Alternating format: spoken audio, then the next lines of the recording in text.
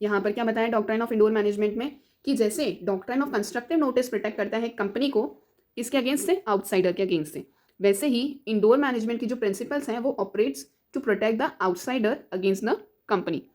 यहाँ पे डॉक्ट्राइन में क्या बताया गया है, the doctrine emphasises on the concept that an outsider whose actions are in good faith. Outsider का अगर जो कॉन्ट्रैक्टिंग पार्टी है वो कंपनी के साथ जब कॉन्ट्रैक्ट में एंटर हो रही है, गुड फेथ में एंटर हो रही है और जो ट्रांजैक्शन कर रही है कंपनी के साथ, can have a presumption that there are no irregularities internally and all the procedural requirements have been complied with by the company. Suppose करो उन्होंने मेमोरेंडम और आर्टिकल्स पढ़ा है, अगर कोई कॉन्ट्रैक्टिंग पार्टी है जो एंटर हो रही है कंपनी में, उसने मेमोरेंडम और आर्टिकल्स कंपनी के पढ़े हुए हैं, बट अगर इनसाइडर कोई प्रॉब्लम है यानी कि इरेगुलरिटीज़ हैं इंटरनली, तब उस केस में आउटसाइडर को बेनिफिट मिलता है, आउटसाइडर की कोई गलती नहीं मानी जाती है, क्योंकि वो एज अ डायरेक्टर तो वर्क कर नहीं रहा कंपनी में, तो उससे इंटरनल अफेयर्स के बारे में, कंपनी के इंटरनल अफेयर्स के बारे में पता नहीं होगा। इसलिए इंडोर मैनेजमेंट को क्या बोला जाता है, टर्कवेंट रूल बोला जाता है। Is an around 150 years old concept which protect outsider against the actions done by the company. जैसे अपन ने पीछे देखा था कि यहाँ पर डॉक्ट्राइन ऑफ इंडोर मैनेजमेंट को क्या बताया गया, टर्कवेंट रूल बताया गया। तो with this case law we will understand कि क्यों टर्कवेंट रूल बोला गया है डॉक्ट्राइन ऑफ इंडोर मैनेजमेंट को। नाउ जो यहाँ पे क्या बताया कि the directors of a banking company were authorise, उनके आर्टिकल्स ने उन्हें ऑथराइज करा था कि वो जो है बोरो कर सकते हैं बॉन्ड्स पर कुछ sum of money as should from time to time by resolution of the company. Company के रिजोल्यूशन, कंपनी में रिजोल्यूशन पास करके यानी जनरल मीटिंग में रिजोल्यूशन पास करके वो ऑथराइज कर सकते हैं borrowings. The directors give a bond, उन्होंने टर्कवेंट को बॉन्ड दिए बिना अथॉरिटी के, उन्होंने बिना रिजोल्यूशन पास करे टर्कवेंट को बॉन्ड दे दिए और उनसे मनी बोरो कर दिया। बट यहाँ पर क्या बोला है, Turquand will be not liable for such case, क्योंकि यहाँ पर कंपनी की गलती है, टर्कवेंट को उसके कंपनी के इंटरनल अफेयर्स के बारे में पता नहीं है, तो इसीलिए यहाँ पर ये बोला गया है कि टर्कवेंट, यहाँ पे लॉर्ड हैदरली ऑब्जर्व कि outsiders are bound to know the external position of the company. Bound किस लिए होते हैं, उनको एक्सटर्नल पोजीशन पता होती है। उन्होंने आर्टिकल्स पढ़ा, आर्टिकल्स में उनके पास पावर थी मनी बोरो करने के लिए, बट उन्हें टर्कवेंट को कैसे पता चलेगा कि उन्होंने जो रिजोल्यूशन पास करना था कंपनी को, जो बोर्ड ऑफ डायरेक्टर्स को रिजोल्यूशन पास करना था, वो उन्होंने किया या नहीं किया। तो इसीलिए यहाँ पर क्या बोला कि इंडोर मैनेजमेंट के लिए जो टर्कवेंट है वो रिस्पॉन्सिबल नहीं होंगे। यहाँ पे क्या बताया next, section 176 of the companies act 2013 क्या बता रहे हैं, provides for the validity of acts of directors. Validity of acts of directors, no act done by a person as a director shall be deemed to be invalid, notwithstanding that it was subsequently noticed that his appointment was invalid by reason of any defect or disqualification or had terminated by virtue or any provision contained in this act or in the articles of the company। यहाँ पर क्या बताया है कि कोई भी person as a director अगर act करता है और वो इनवैलिड एक्ट करते हैं या फिर ये नोटिस किया जाता है कि जो उनका अपॉइंटमेंट है वो इनवैलिड है, ठीक है, किसी भी वजह से, या डिस्क्वालीफाइड होते हैं या टर्मिनेट होते हैं bye virtue of any provision, किसी भी प्रोविजंस के अकॉर्डिंग, तो उस director provided that nothing in this section shall be deemed to give validity to any act done by the director after his appointment has been noticed by the company, वो invalid ही होगा। क्योंकि अगर directors का appointment ही गलत है, disqualifications में उनका नाम है, तो उनके जितने भी एक्ट हैं वो इनवैलिड ही होंगे। The object of this section क्या है, is to protect person dealing with the company, outsiders या फिर मेंबर्स ही क्यों ना हो कंपनी के, providing that the acts of a person acting as a director will be treated as valid. Outsider और मेंबर सही है, although it may afterwards be discovered that his appointment was invalid, और अगर ये डिस्कवर किया जाता है कि उसका अपॉइंटमेंट इनवैलिड था डायरेक्टर का, तो उसे टर्मिनेट करा जाएगा under any provision of this act और the articles of the company. Now move to the example of indoor management. See, इस एग्जांपल में क्या बताया है, Planet Limited received a cheque from Earth Limited, और जो अर्थ लिमिटेड के article of association में क्या बोला है कि जो चेक है अगर कंपनी इशू कर रही है तो 2 डायरेक्टर्स और काउंटर साइन होना चाहिए बाय द सेक्रेटरी। अब यहाँ पर क्या है कि जो डायरेक्टर है और जो सेक्रेटरी है वो प्रॉपरली अपॉइंटेड नहीं किए गए हैं, एंड दस the check issued was not valid, तो इशू जो किया चेक वो वैलिड नहीं माना जाएगा। तो यहाँ पर इरेगुलरिटीज़ हैं प्रोसीजर के अंदर, तो क्या प्लैनेट लिमिटेड लाइबल है for relief? Yes, Planet Limited is entitle to relief and the company has to pay the amount of the cheque. क्यों? क्योंकि अपॉइंटमेंट ऑफ डायरेक्टर तो क्या इंटरनल मैनेजमेंट का काम है, उसको कैसे प्लैनेट लिमिटेड को कैसे पता कि अर्थ लिमिटेड जो है वो अकॉर्डिंग टू द प्रोविजंस है काम कर रही है, ठीक है, कोई इरेगुलरिटीज़ नहीं है इंटरनल मैनेजमेंट के अंदर। तो इस बेसिस में यहाँ पर डॉक्ट्राइन ऑफ इंडोर मैनेजमेंट के कारण यहाँ पर प्लैनेट लिमिटेड को रिलीफ मिलेगा। Now next topic is relation of company with members and outsiders. यहाँ पर क्या बोले, the validation of the act of unqualified directors, मतलब किस टाइम पे जो अनक्वालिफाइड डायरेक्टर्स हैं उनके एक्ट को वैलिड माना जाएगा। May apply to circumstances from 2 different angles, 2 different angle से वो अप्लाई कर सकते हैं। फर्स्ट वन इज, मतलब अगर वो आउटसाइडर, स्ट्रेंजर और या फिर कंपनी के साथ कॉन्ट्रैक्ट में है, जैसे कि अपन ने इस केस लॉ में देखा था रॉयल ब्रिटिश बैंक वर्सेस टर्कमेंट के अंदर। यहाँ पर क्या था, रॉयल ब्रिटिश बैंक टर्कमेंट के साथ कॉन्ट्रैक्ट में एंटर हुई थी और टर्कमेंट को इसके इंटरनल मैनेजमेंट के बारे में नहीं पता था। यानी यहाँ पर क्या हो सकता है कि अगर कंपनी जो है रिजोल्यूशन पास करे और जो भी इसने कॉन्ट्रैक्ट किया है इस टर्कमेंट के साथ, यहाँ पे बोर्ड ऑफ डायरेक्टर्स जो थे वो गलत अपॉइंट हुए थे, डिस्क्वालीफाइड थे, सॉरी अनक्वालिफाइड थे। तो यहाँ पर क्या है, अगर जो एक्ट यहाँ के डायरेक्टर्स ने किया है, रॉयल ब्रिटिश बैंक के डायरेक्टर्स ने जो एक्ट किया परफॉर्म, अगर उसको एक्ट को सही करना है तो वो रिजोल्यूशन पास करके जनरल मीटिंग के अंदर उस एक्ट को सही कर सकते हैं और जो डायरेक्टर्स हैं उनको क्या करना पड़ेगा, वेकेट करना पड़ेगा अपने ऑफिस से।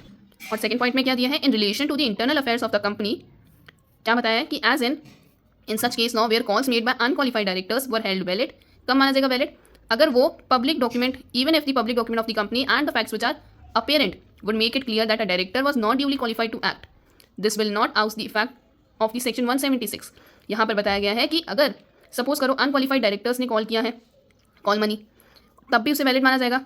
और अगर ये पब्लिक डॉक्यूमेंट के अंदर भी ये स्पेसिफाई है कि जो डायरेक्टर्स हैं वो अपॉइंट किए गए हैं जो कि ड्यूली क्वालिफाइड नहीं है, तो क्या बोला है यहाँ पे कि रिजोल्यूशन पास करके, यहाँ पे जनरल मीटिंग में रिजोल्यूशन पास करके उस एक्ट को हम सही कर सकते हैं, यानी कि convene by de facto directors. यहाँ पे जो डी फैक्टो है, यहाँ पे इसका मतलब क्या है, जो कि इलीगल डायरेक्टर्स हैं, यानी कि जिसे अपॉइंट नहीं किया गया है, तो उस एक्ट को तो हम सही कर सकते हैं, ठीक है, जो एक्ट इलीगल डायरेक्टर्स ने परफॉर्म किया है by passing the resolution in the general meeting. Started with the forgery and incompetent acts। यहाँ पर क्या बताया है, this section does not apply where the act itself is not in competence of the board of directors. Example के तौर पे देखो, यहाँ पर बोला है कि अगर डायरेक्टर्स के पास वो क्वालिफिकेशन ही नहीं है, मतलब वो अनक्वालिफाइड डायरेक्टर है, तो वो अपॉइंट गलत तरीके से हुआ है, तो उसके पास कोई सच राइट नहीं है कि वो क्या करे, कॉल्स को, जो अनपेड कॉल्स है उसे कॉल करे और फॉरफीट करे किसी के भी शेयर्स, तो जो ट्रांजेक्शन करेगा वो अल्ट्रा वायरस होगा और इनवैलिड होगा। Now directors not aware of their disqualification, क्या बताया यहाँ पे, the allotment and forfeiture of shares made by the directors who continue to act even after they were disqualified but were not aware of it. उन्हें उसके बारे में नहीं पता था कि वो ऑलरेडी डिसक्वालीफाइड हो चुके हैं, बट वो सेक्शन 176 के अंदर सेव थे। Where in this section does not save the situation, the company may in general meeting ratify allotment of shares even if made by the de facto directors with mala fide intentions. मतलब यहाँ पर ये 2 term बोले हैं, day facto and mala fide. पहले आप इसका मतलब समझिए कि इसका मतलब क्या होता है। डी फैक्टो डायरेक्टर्स जो होते हैं, यहाँ पर डी फैक्टो का मतलब क्या है, इलीगल डायरेक्टर्स, यानी कि जिसने अलॉटमेंट ऑफ शेयर्स किया है even if made bye illegal directors, जिसे हम कह सकते हैं unqualified directors, with mala fide intention. Mala fide मतलब बैड इंटेंशन के थ्रू, विथ बैड इंटेंशंस। यहाँ पर एग्जाम्पल के तौर पर बताया गया है कि जैसे allotment and forfeiture of shares किया जा रहा है बाय द डायरेक्टर्स, जबकि उनके पास वो पावर नहीं है, ठीक है। और यहाँ पर और क्या बताया, जैसे where this section does not save the situation, जो कंपनी है वो जनरल मीटिंग में उस अलॉटमेंट ऑफ शेयर्स को रेटिफाई तो कर सकती है, बट जो भी डायरेक्टर्स हैं जिन्होंने गलत इंटेंशन, विद बैड इंटेंशंस के साथ उन्हें शेयर्स को अलॉट करने के लिए बोला है या फिर कॉल्स मंगवाए हैं, वो सिचुएशन जो उसने क्रिएट करी है वो सिचुएशन रेटिफाई करी जा सकती है, बट जो अपॉइंटमेंट है डायरेक्टर का वो इनवैलिड होगा। Where the directors in question were not aware, but उन्हें पता नहीं था कि हम अनक्वालिफाइड है तो हम ये सब नहीं कर सकते, by virtue of certain provisions in the articles they had vacated their office, their acts in passing resolution for starting certain business transaction were held to be valid. यहाँ पर डायरेक्टर्स को ऑफिस वेकेट करना पड़ेगा और जो भी उन्होंने business transaction किए हैं उसे वैलिड ट्रीट करेंगे, कब, जब वो रिजोल्यूशन पास करेंगे और जब जो शेयर होल्डर्स हैं वो डिसाइड करेंगे, जो मेंबर्स हैं वो डिसाइड करेंगे by passing resolution. It is important to remember that the doctrine of constructive notice can be invoked by the company and it does not operate against the company. It operates against the person who has failed to inquire but does not operate in his favor. But the doctrine of indoor management can be invoked by the person dealing with the company and cannot be invoked by the company. यहाँ पर क्या बताया है कि जो doctrine of constructive notice है ना, company उसे इन्वोक कर सकती है, ठीक है। और ये जो है अगेंस्ट द कंपनी नहीं काम करता, किस पर्सन के अगेंस्ट काम करता है, जिसे उस ट्रांजैक्शन के बारे में पता था और उसने उस चीज़ पे इंक्वायरी नहीं की, ठीक है, but does not operate in his favour, उसके फेवर में वर्क नहीं किया, उसके सही के लिए, उस ट्रांजैक्शन को सही करने के लिए काम नहीं किया उस पर्सन के ऊपर, कंपनी के ऊपर नहीं, ठीक है। सपोज कर कोई डायरेक्टर था, उसे पता था कि अगर मैं कोई और दूसरा काम, कि डायरेक्टर को पता था कि वो आर्टिकल्स के अंदर मेरे को पावर नहीं दी है, मैं बियॉन्ड द पावर वर्क कर रहे हैं, तो यहाँ पर वो पर्सन लाइबल होगा, कंपनी लाइबल नहीं होगी। और यहाँ पे इंडोर मैनेजमेंट में क्या बताया कि वो पर्सन जो है उसे इन्वोक कर सकता है dealing with the company. Indoor management में वैसे भी आउटसाइडर और पर्सनस को ही बेनिफिट मिलता है, तो इंडोर मैनेजमेंट जो है हो सकता है person, but can not be invoked bye the company. कि इंडोर मैनेजमेंट जैसा कोई रूल अप्लाई नहीं कर सकते, नहीं, यहाँ पे बेनिफिशियल किससे मिलता है, पर्सन को। तो वो पर्सन अगर चाहे तो वो डॉक्ट्रिन ऑफ इंडोर मैनेजमेंट को इन्वोक कर सकती है। An outsider is entitle to act on a certified copy of the resolution. जो आउटसाइडर है वो क्या करेगा, किस लिए एंटाइटल होगा, रिजोल्यूशन की, मतलब सर्टिफाइड कॉपी दी जाएगी रिजोल्यूशन की बोर्ड ऑफ डायरेक्टर्स की, delegating the powers of borrowing money to the managing director. तो यहाँ पर क्या बताया है कि जैसे यहाँ पर बताया था allotment and forfeiture of shares अगर डायरेक्टर्स करते हैं तो उसका जो भी आउटसाइडर है ना, उसे कैसे पता चलेगा कि बोर्ड ऑफ डायरेक्टर्स सही है।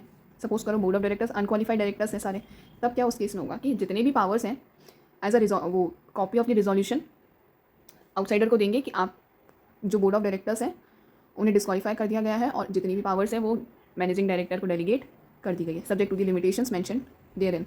ये केस लॉ प्रेफर कर देना, इससे आपको और ज़्यादा क्लियर हो जाएगा। Now exception to the doctrine of indoor management, the above noted doctrine of indoor management is however subject to certain exception. In other words, relief on the ground of indoor management cannot be claimed by an outsider dealing with the company. The following circumstances दिखते हैं, where the outsider had knowledge of irregularity, तब उसे doctrine of indoor management का कोई भी benefit नहीं मिलेगा क्योंकि उसे पता है उस इरेगुलरिटी बारे में, ठीक है।